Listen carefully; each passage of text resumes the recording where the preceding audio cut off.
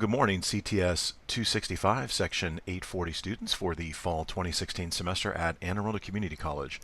This is the CCNP route course, and this morning's video tutorial is going to be on Cisco Discovery or Cisco Learning Labs Discovery activity number 19, where we're now going to be building on the conversation we had about Cisco Express Forwarding, or CEF, when we looked at destination-based routing, and now we're going to talk about policy-based routing, or PBR. Now, policy-based routing isn't sort of a wholesale replacement of Cisco Express Forwarding or fast switching or process switching, but it's an enhancement that you can use, and let me switch to Web Telnet here. It's an enhancement that you can use when you want to override the Cisco default, which is destination-based routing. And what PBR really is PBR is really source-based routing, where we're going to be overriding the routing table decision. And so let's go ahead and jump in here. So we've got, you can see we've got this notebook and we've got a PC right here, and they both sit out on this LAN segment, and they both have to come through the branch router in order to get to the 192.168.100. Now notice here, we're 110 is our VLAN over here, 192.168.110, and this is 192.168.100, and there is a loopback address over there. Something's configured over there with a .1. It looks like the interface here on the HQ router. So if I were to jump onto the notebook and go from user exec, and again, it says it's a notebook. It's actually just a router that we're using here as simulating a notebook. So if I was to trace over to 192.168.100.1, you'll see that my first hop is going to be to my default gateway, which should be 110.1, and it is. The first packet dropped. We had to ARP there. So you can see we go to 192.168.110.1, followed by 10.10.20.1. So if we come back here to the diagram and we take a look, we can see that this is the 10.10.10, and here is the 10.10.20. And if this is .2, then this is going to be .1. So the notebook traffic flows to its default gateway, that first .1, and then it flows up here to the WAN, and then we reach our destination on the HQ router. So you can see that the notebook, again, is going up through the WAN connection. It's not coming across the serial connection. And this is how the routing is set up. In fact, if I were to take a look here, if we get on the branch router, let's take a look and see. If we get into privilege exec, I'll say show IP route. You can see that we are running EIGRP, and we are learning this 192.168.100 from 10.10.21, or this is our successor, our next hop router to get to that network. And so we're doing exactly what the routing table and what EIGRP is instructing us to do. And that's when we are going to that destination, when we're doing destination-based routing, we are going to take that next hop. And remember, when I say destination-based routing, what I'm talking about is when our traffic flows from the notebook here to this INGRESS interface on branch 1. Remember, as that traffic comes in, right, it's sort of bits on the wire, electronic pulses that are on the wire, and then we pull those together and we see our layer 2 header information, where we have our source and our destination MAC address. Make that a little larger there, right? And so these packets, or I should say these packets, these bits show up at the interface pulls them together, it looks in at the layer 2 information, and branch 1 says, hey, am I the destination MAC address on this request, or on these packets? Or I should say on these frames. And branch 1 says, yep, I see my MAC. So then branch 1, and this is destination-based routing, looks in at the layer 3 header, and we know that that's the IP packet, and it sees a source and a destination IP address. And what do we do when we're using CEF switching? Right? It looks at that destination IP and says, okay, what does the fib entry have for the next hop layer 3 reachability information, which was this .1 address, and what does the adjacency table have for my layer 2 rewrite information, which means that's going to be my outgoing interface. We know that because of the fib. And remember, the fib is built from, get the arrow right here, the fib is built from the rib. The rib is just kind of like a phone book, right? It's not really referenced anymore because we can do it way quicker by looking at the fib and picking out the adjacency table. These two data structures right here, these are the data structures that we're going to be referencing. And so we see, hey, we've got our outgoing interface, our next hop information, and then we pair that with the adjacency table that's going to show me, hey, if you're going out this outgoing interface, here is the source MAC and here is your destination MAC. So let's clear the screen and let's confirm that when we come back onto branch 1. Oops, sorry, when we come back onto branch 1 here. And let's go ahead and say show IP, show IPsef, and there it is.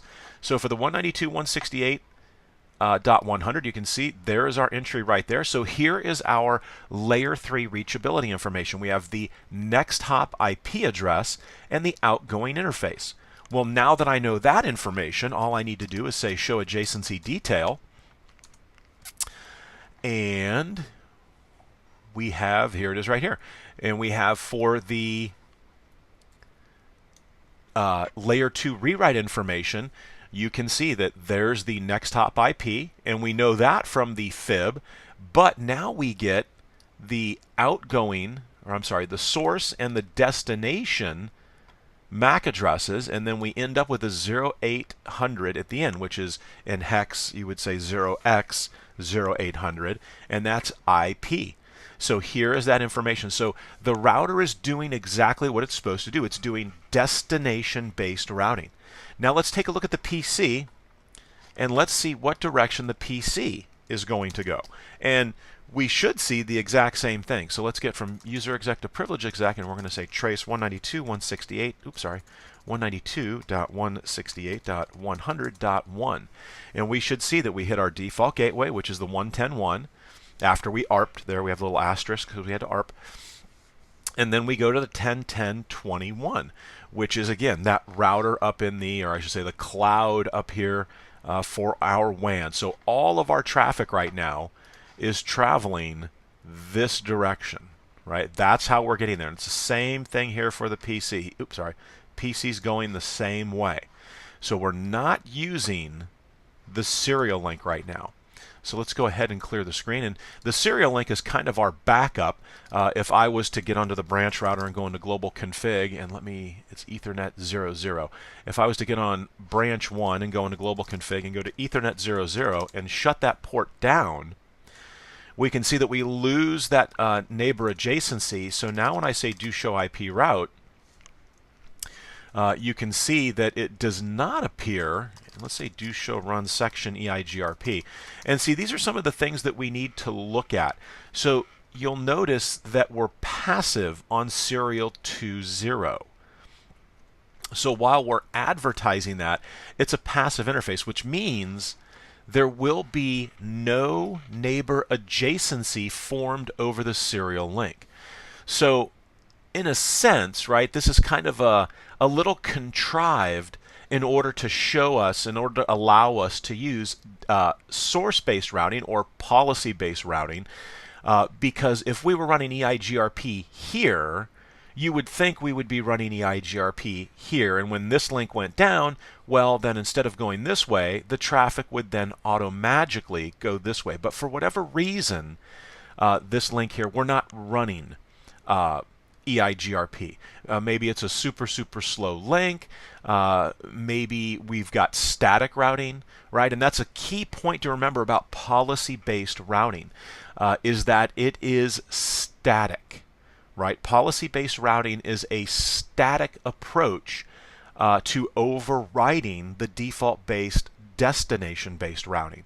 And what I mean by static is that let's say that, and let me change colors there because the lines are red. Let's say that the traffic was going this way, that was the primary path. And then we set PBR up on the notebook and we tell the notebook, yeah, go this way, right? So we're going to create an ACL, we're going to create a route map, and then we're going to use that IP policy statement on the interface on the incoming interface on branch 1 to say if any of the notebook traffic shows up. And again, source-based approach, right? We're basing our routing decision on the source, on the notebook's traffic. If we were to send it this way, and let's say that link goes down or this link goes down, right? This route map that we have here, the policy-based routing that we have applied, is going to continue to send the traffic that direction. And so that's something to be aware of, and that's where the conversation of coupling IP SLA or IP service level agreement with PBR comes into play, is that in order to make it dynamic, we need IP SLA. But again, right now, kind of this introductory activity here, they're just kind of walking us through the concepts, but these are some things to keep in mind as we continue our conversation with policy-based routing. So let's get back onto branch 1. And again, we can see that it's clearly not running EIGRP across that. There's no adjacency. Do show IP route EIGRP. We can see that there's no EIGRP routing information coming in because we are passive on that interface. And again, if we weren't, then it would be EIGRP's dynamism or dynamic capability that would reroute that traffic for us. But since we don't have that, for whatever the reason may be, since we don't have that, we need to go ahead and set up PBR, because with that interface down on the notebook, if I trace now, what happens?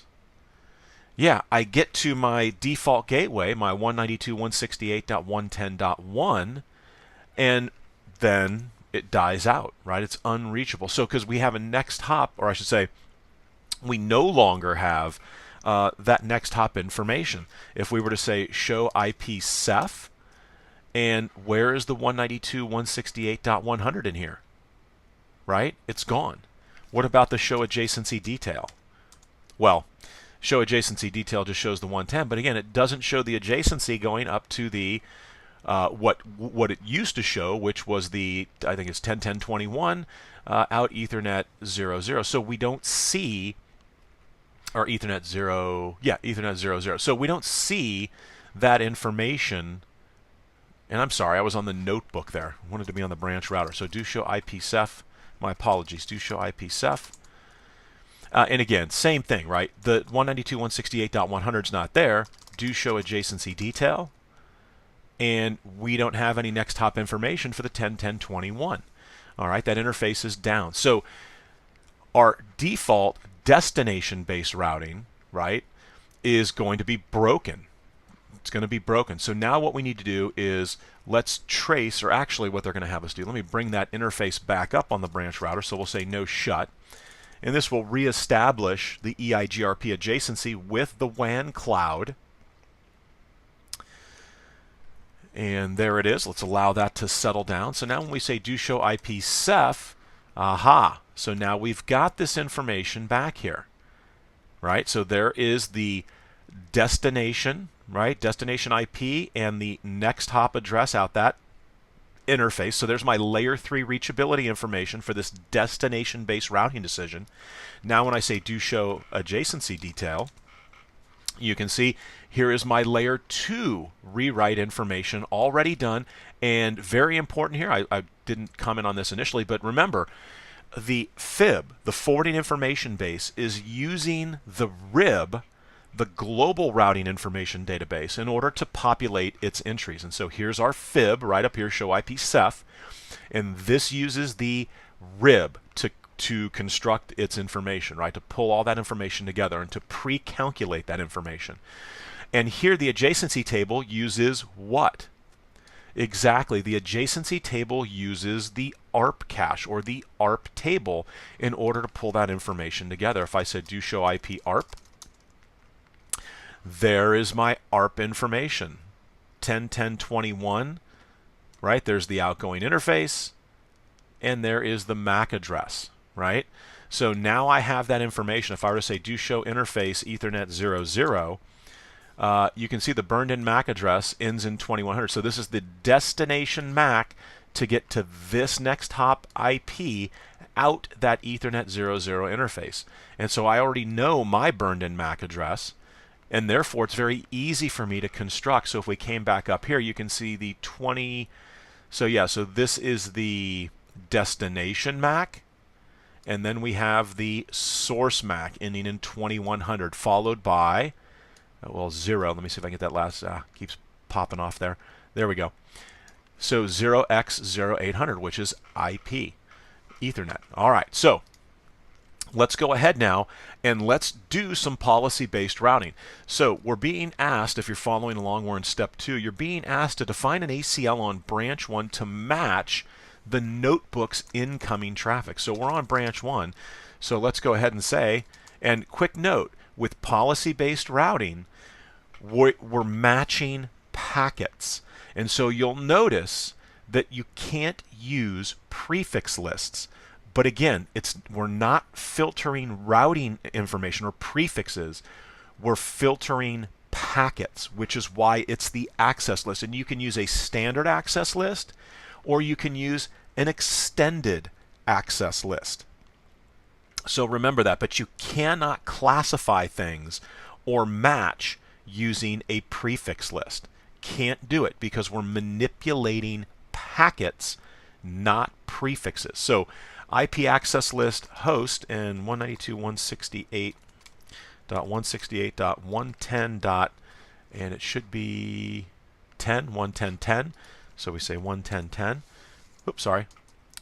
I gotta get that permit in there. IP access list extended, or I'm sorry, the extended.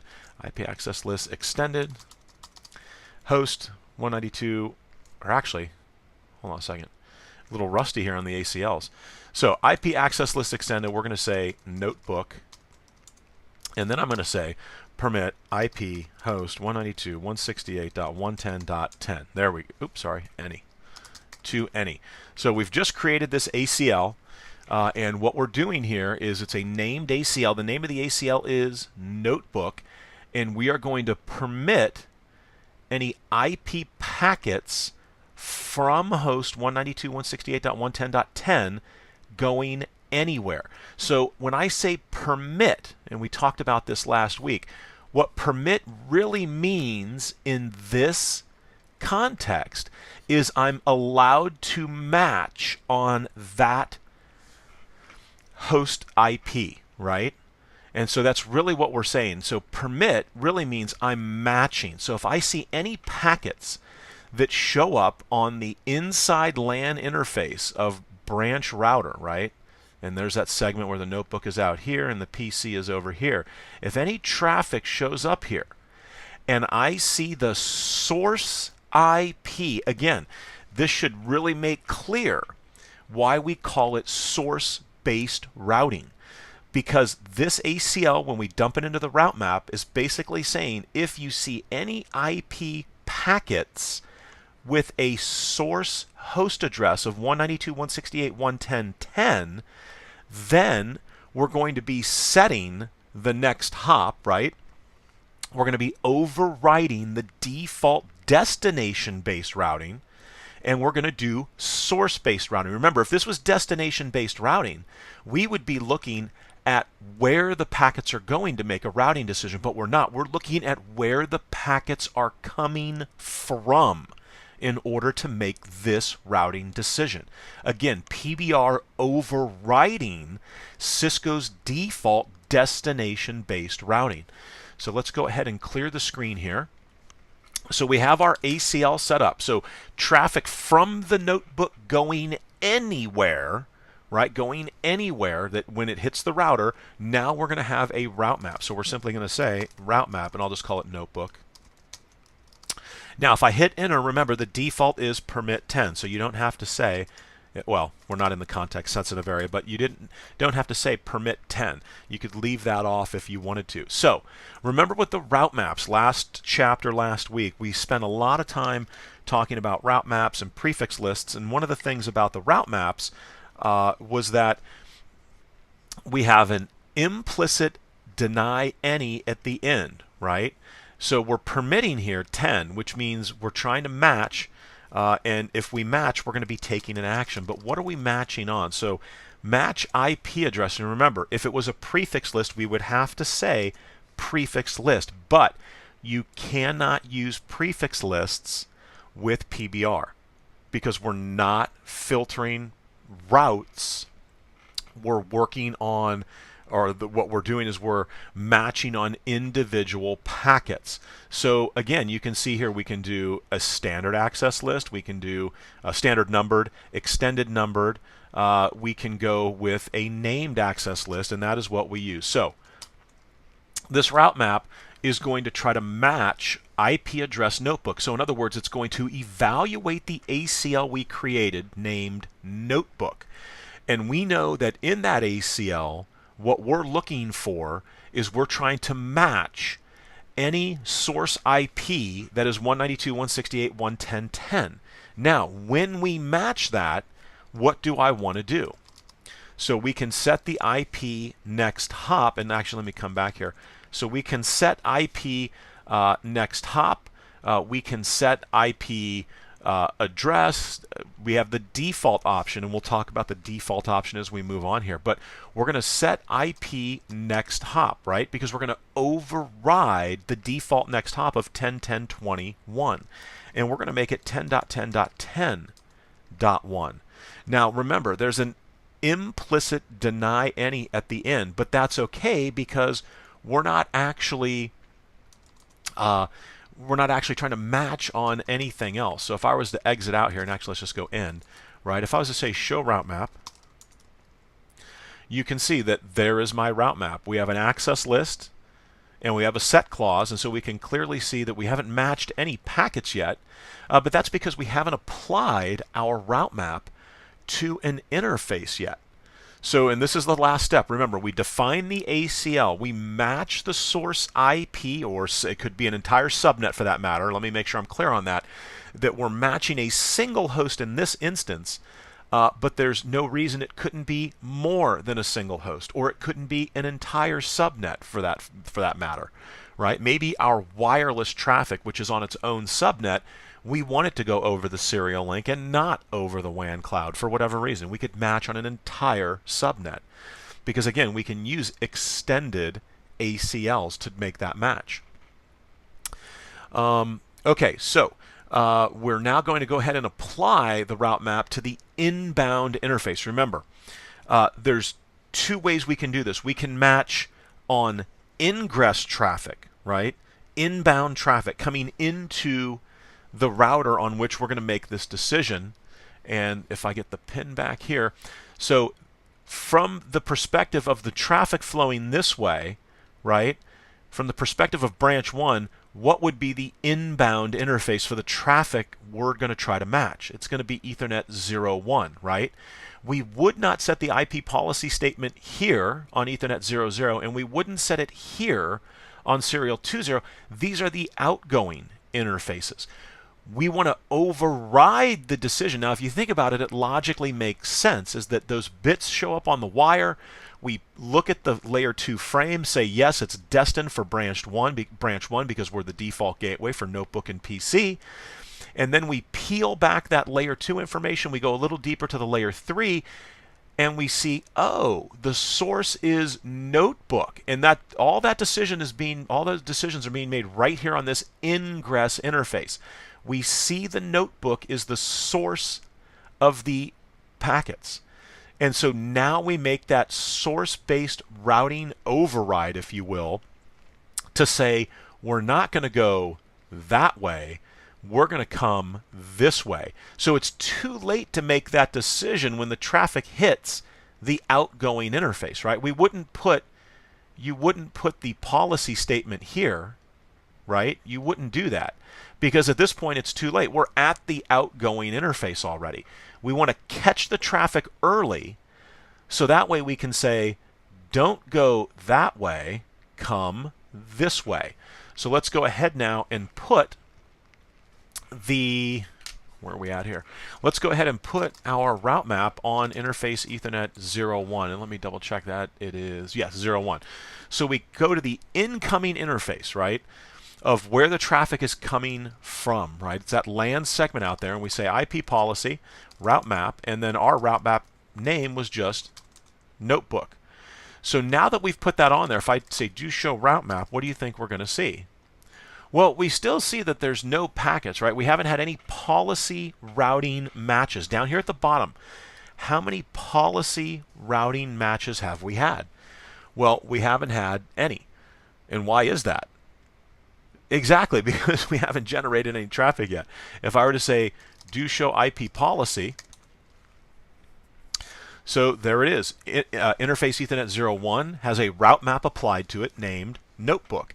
And therefore, we need to make sure that we generate some traffic here to see what's going to take effect. So let's pull up the notebook. Well, first let's pull up the PC. Now remember, the IP address of the PC, show IP interface brief, is 110.20. So should this match the ACL? No, because remember, in the ACL we're matching the notebook 110.10. So when I say trace to 192.168.100.1, you'll see that we go to 192.168.110.10. We go to our default gateway, which is branch 1, and then we go out to the WAN. We go northbound, right? We're not going, what would that be, west, I guess? We're not going west, we're going north. And so we go up to that WAN segment. And so let's see now what happens when we go to the notebook. How is the traffic for the notebook going to flow now that we've made that change? So let's trace to 192.168.100.1 and take a look at that. We go to the default gateway, that ingress interface on branch 1, where we have that IP policy route map statement defined, and branch 1 looks at the layer 2, says, yes, this is destined for me. I'm the default gateway for the notebook, so my the destination MAC is me, so I pull this off the wire, I peel back the layer 2 frame information, and I look at the source and destination, and specifically in this case, because we have a policy-based routing decision being made on this ingress interface for this LAN, I look at the source IP. I see that the source IP matches my route map, that it has an ACL in there that has identified the notebook, and so then I override the destination-based routing decision, and I make a source-based routing decision to 10.10.10.1, which is the serial interface.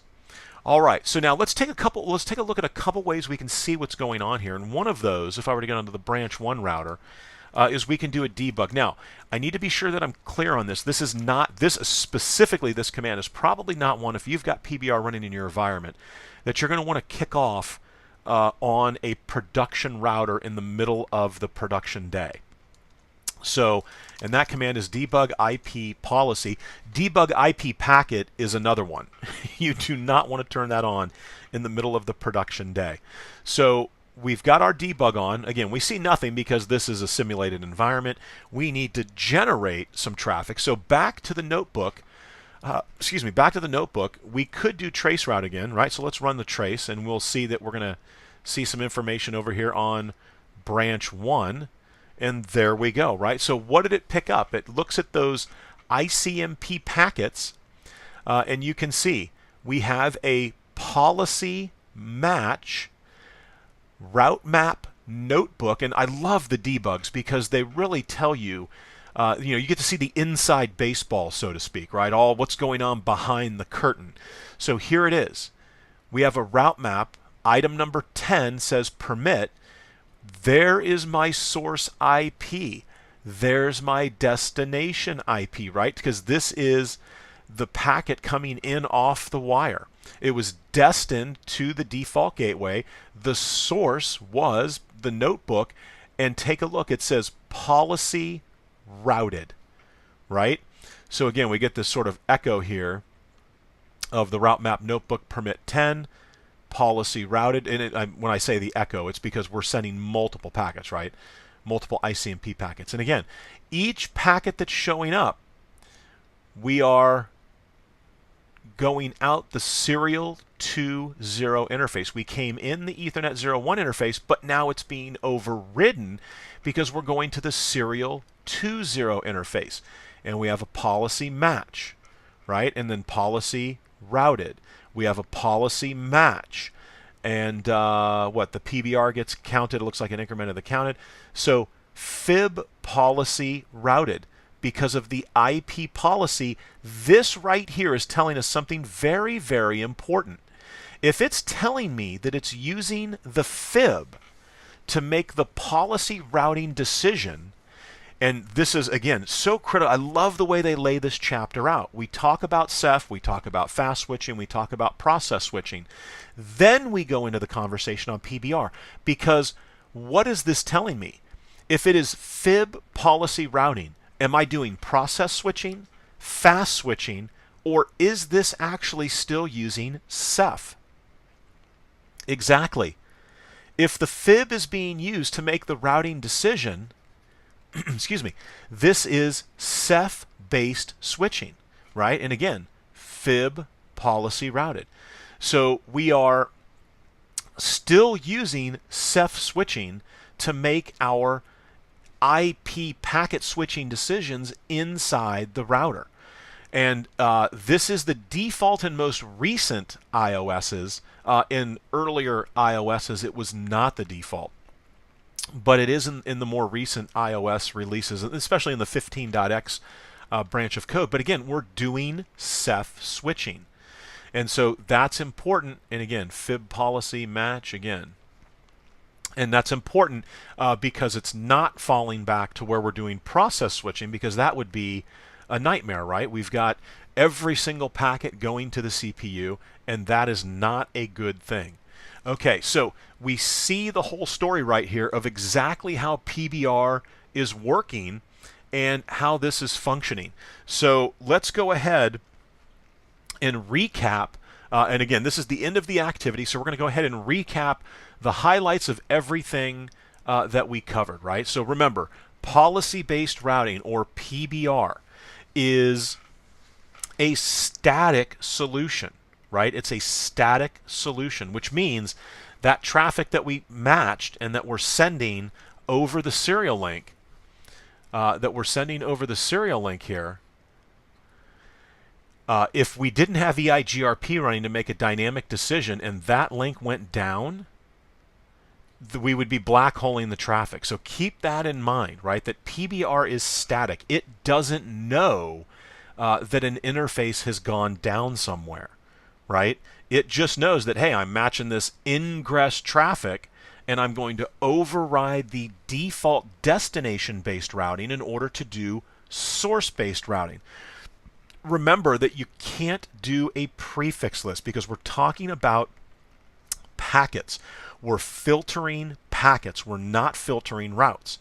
And so again, I love the way that we covered, that the book is laid out to talk about the route maps and the prefix lists and the ACLs, because now we get to see this is an example of where you can't use a prefix list because we're not classifying the traffic based on prefixes. We're classifying it based on packets. And then again, remember, you can, for locally based traffic, we could do it for locally based traffic, or we can do it for ingress traffic. This is PBR, policy-based routing.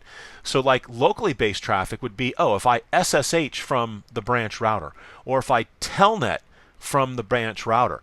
And that would just simply be the same route map. Well, I mean the same route map structure. We would have an ACL on the source. We would have the route map, and then we would have our IP, I believe it's IP local policy or IP policy local. Let's take a look at that real quick. To try to manipulate the locally generated traffic that's coming from the router. So if I were to get in the global config interface, Ethernet 00, and say IP policy, no, it's IP, is it local policy? No, it's not local proxy ARP. I'm drawing a complete blank right now. I can't remember the syntax. And let's see. IP policy, and it's not route map. No, that's not it. It's IP policy, but then, no, I cannot remember the command. IP, it's not local proxy ARP. I thought it was IP local policy. But there's a way to do that, and I apologize. I am drawing a complete blank right now on that command. And give me a second here. Let me pull up. Let me make sure that it's not that we're missing it. And I don't think it's that we're missing it here. I think it's that I'm just unable to recall right now. Fast Ethernet 00. So IP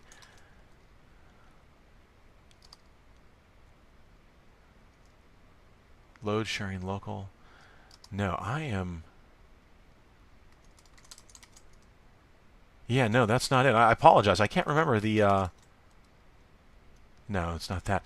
Yeah, I can't remember the local statement, and I don't have anything in front of me here that I've written that down on. I'm taking a peek real quick.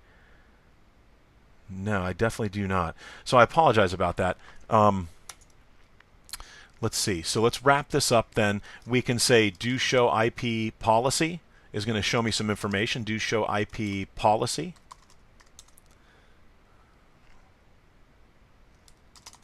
Show IP policy. Let's see if we get, there we go. Show IP policy. And did I, oh, I didn't have the show up there. Yeah, so show IP policy. I could say show route map to see the route map information. I could say debug IP policy, which we already did. And now take a look. Right, you can see that we have matched 12 packets. If I came over to Notebook and I said ping to 192.168.100.1 and repeat 1,000 times, when that finishes and I come back to branch 1 here, you can see that we're catching all of that information. So if I say you all for undebug all, and actually it stopped because we're not actually generating any more traffic. If I were to say show route map, you would see that now we have 1,012 packets that have been matched with our policy-based routing decision. Excuse me. Okay. All right. Well, this is going to wrap up our conversation on policy-based routing. Remember, again, it is a static solution, right? It is a static solution. This is not going to dynamically change things, right? So once we define it, and give me a second here. Locally, I'm going to search real quick. Locally switch PBR, because I want to make sure I get you that command. I'm trying to remember. Yeah, I can't remember for the life of me. I can't remember the command, and I know that they even talk about it in the text. So give me 2 seconds here. IP policy route map, right, but the local PBR, IP local, yeah, it's IP local, but I didn't see that as an option. So FA00, so interface Ethernet 00, so IP local. Yeah, I didn't see that as a possibility. So maybe it's possible that it isn't on this platform. So, but I didn't see that here either. IP local is local in here, and we just went by it. IP local policy route map. Yeah, I do not see. I see local proxy ARP, but I don't see local policy. Okay. All right, so I'm going to leave that as is. And so that is going to wrap up our intro into policy-based routing. All right, enjoy the rest of your weekend, and I will see you all on Monday.